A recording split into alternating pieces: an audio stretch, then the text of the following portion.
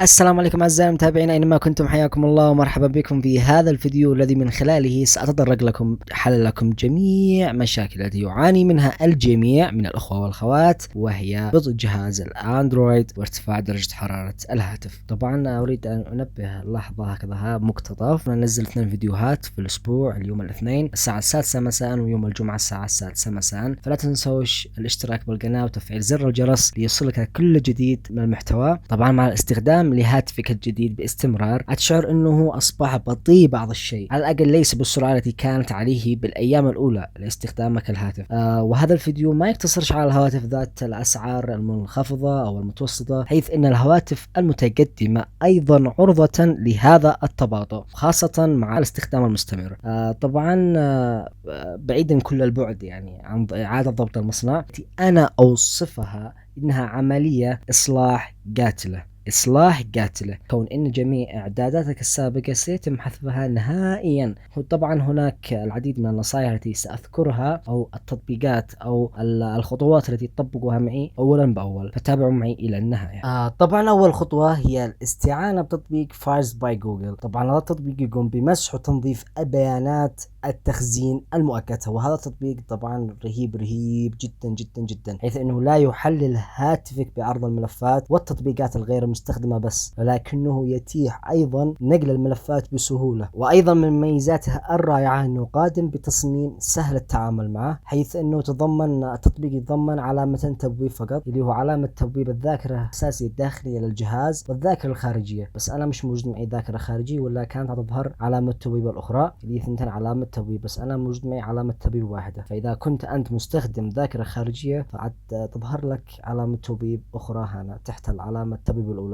طبعا سهل التعامل معه، فانا تقدر تتصفح بالملفات اللي تستخدمها تحذفها. طبعا هذا التطبيق يكون مفيدا جدا جدا بشكل خاص عندما تحاول العثور على ملفات يعني غير ضرورية، غير ما تشيهاش، يعني ما يجب انك او غير مستخدمة. وطبعا هذا يفيدين حتى الاشخاص اللي يستخدمون ذاكرة تخزين صغيرة، مثل ذاكرة تخزين داخلية صغيرة اللي هي 16 جيجا بايت.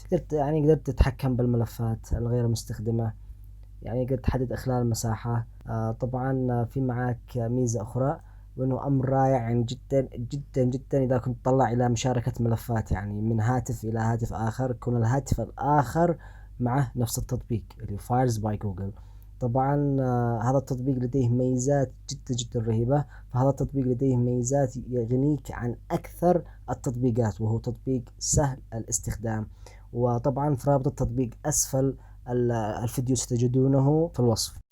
طبعا الخطوة الثانية هي إلغاء تثبيت تطبيقات البلو اير. طبعا هذه التطبيقات اللي هو الغير مستخدمة، معظم الهواتف طبعا باستثناء بيكسل واندرويد 1 تأتي مع بعض اشكال تطبيقات البلو اير، اللي هي التطبيقات القادمة بشكل افتراضي. طبعا لحسن الحظ يعني يمكنك تعطيل، او في بعض الحالات يعني يمكنك الغاء تثبيت هذه التطبيقات، معظم التطبيقات. تعالوا نشوف هذه التطبيقات. طبعا في معنا مثل هذه التطبيقات، نقدر في بعض الحالات يعني بعض التلفونات او بعض الاصدارات يمكن تلغي تثبيتهن. معظم التطبيقات او معظم الاصدارات في الهواتف تلغي او تقوم بالغاء مثل هذه الخطوة، نقوم بإلغاء تفعيله يختفي من الجهاز. في بعض التطبيقات اللي يعني مش معروفة، اللي ما تعرف فينش أنت، تقدر تلغي تثبيتهن، أو في بعض الحالات تدخل من الإعدادات، تدخل إلى التطبيقات.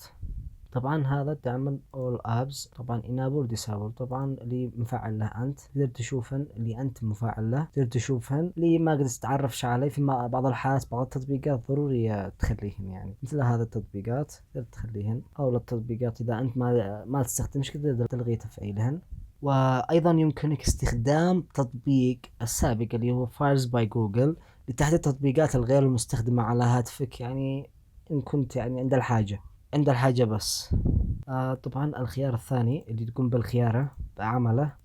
طبعا هذه الخطوة التالية هي معرفة إذا كان لديك آخر تحديث مثبت على هاتفك. طبعا من أكثر الأمور أهمية لحملة الهواتف الذكية هو التأكد من الحصول على أحدث التحديثات الكاملة، أو حتى تحديثات الأمان الشهرية، يعني لأنه تميل معظم الشركات المصنعة إلى إطلاق تحديثات أمنية شهريا، والتي تعتبر ضروري لأنها تقدم إصلاحات لثغرات أمنية تم اكتشافها مؤخرا.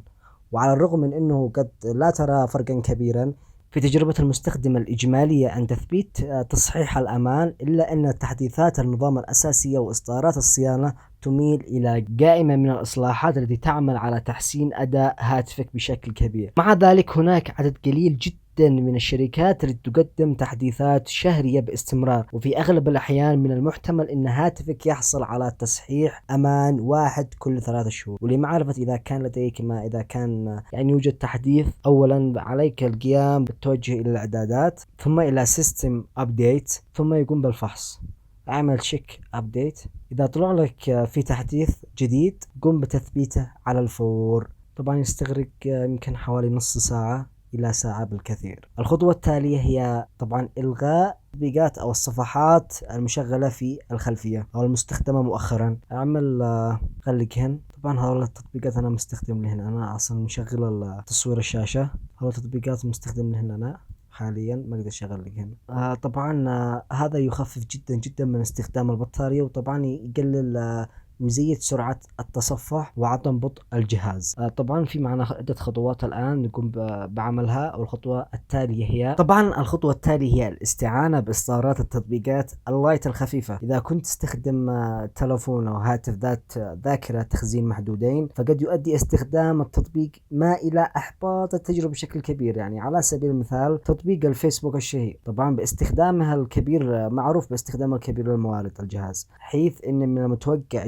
جدا انك تشعر بالبطء فور تشغيل هذا التطبيق. وبغض النظر اذا كان التلفون يعني قديم او جديد، فانا اتحدث بهذه النقطة عن الهواتف المنخفضة المواصفات. ولحل هذه المشكلة هو التطرق لتحميل تطبيقات اصدارات اللايت. طبعا اصدارات اللايت يعرف بانها التطبيقات الخفيفة، حيث تمتلك فيسبوك نسخة لايت، وهذه التطبيقات اللايت تعمل مع جزء صغير من موارد الهاتف، وبالتالي سرعة الهاتف بيكون مثالي مثل ما كان عليه هاتفك من قبل. ومن الأمثلة الأخرى للتطبيقات اللايت في معك تطبيقات ماسنجر لايت، فيسبوك لايت، تويتر لايت. طبعا هذه التطبيقات خفيفة جدا. في معك إصدارات طبعا شركة جوجل في معها إصدارات مثل اليوتيوب وتطبيقات البحث والعديد من التطبيقات الشعبية الأخرى بين المستخدمين، والتي ستجدها طبعا في جوجل بلاي، والذي سأترك روابط التطبيقات أسفل الفيديو في الوصف.